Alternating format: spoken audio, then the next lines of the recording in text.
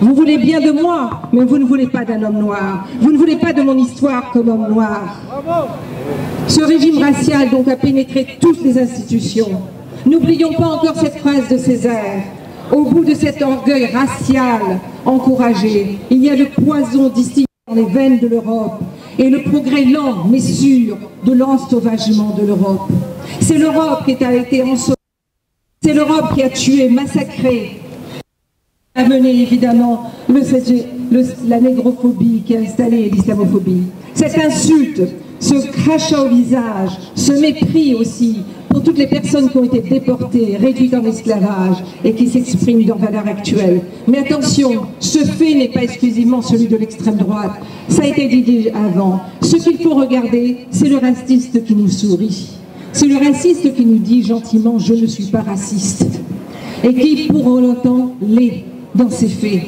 Se focaliser sur valeurs actuelles serait oublier tout ce que finalement, toutes les lois qui ont été prises dans ce pays, dont la loi sur le voile, dont toutes les lois aussi historiquement raciales. Il y a eu des lois raciales en France. De dire qu'il n'y a pas eu de lois raciales en France, c'est faux.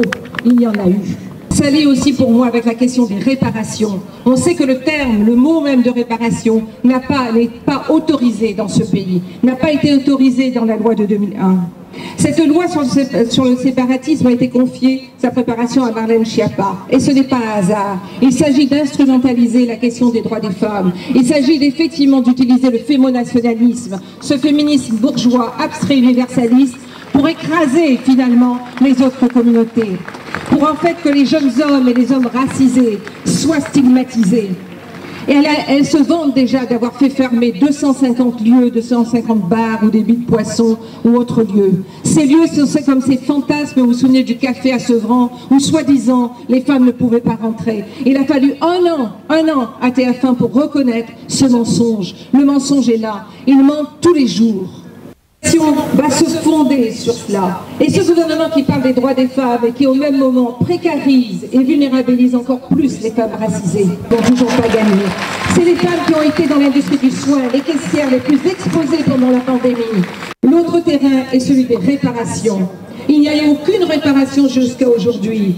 Il faut donc tout faire. Il faut soutenir non seulement Franck Lola, qui a été inculpé pour avoir tagué la statue à des peines de prison, que Mireille a rappelé. Il faut soutenir celles et ceux qui ont déboulonné les statues de Victor Schoelcher et qui sont inculpés. Il faut les soutenir. Ce sont eux qui nous montrent, ce sont eux les plus courageux.